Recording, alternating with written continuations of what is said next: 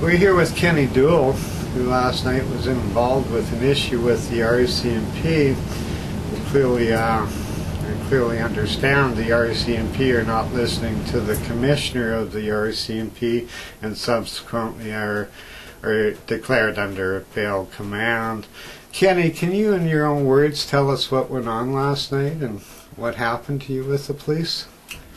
Well, I was at my sister's place and we were sitting there having a few, right? And eventually, well, me and my sister had just a little misunderstanding about my iPod. And just because I hadn't let her use my iPod, she had phoned the police and they had came there to take me away from the residence.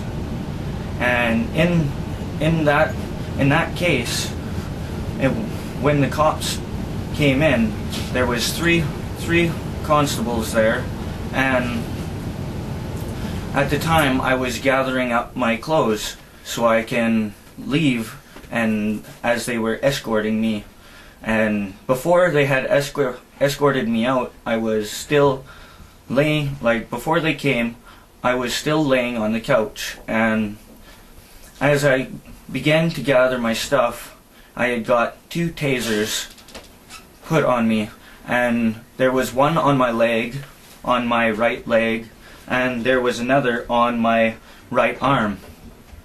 And in that same time period, there was the 3 constables, and one of them had his foot on my back, and the other 2 were engaged with the tasers. And then eventually I just dropped as the tasers were deployed on me, and I was on the ground with a constable's foot on my back, and I've got some abrasions on my arm, on my shoulder actually, and it's like a scuff, but I've got a partial foot mark on my back.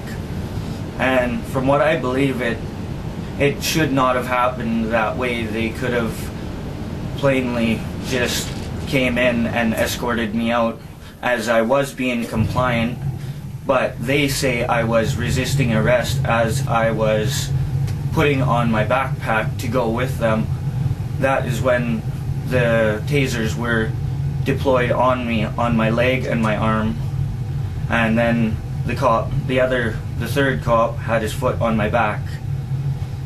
And then I was compliant and I left with them, and I got into the cruiser as they took me into custody, and then I had been left in there for 8 hours as they put me in the drunk tank, I would say, I guess. And that is my own words of what happened last night, and I do not believe a small guy like me, as about 130 pounds, would need 2 tasers deployed.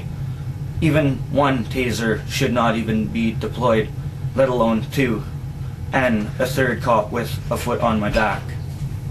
And I really hope this gets out to you and all to the communities, because there was a person, I believe it was last year in the airport in Vancouver, who did not understand English, and he had died, and I very well could have died too, because I've had lung and heart problems as a child.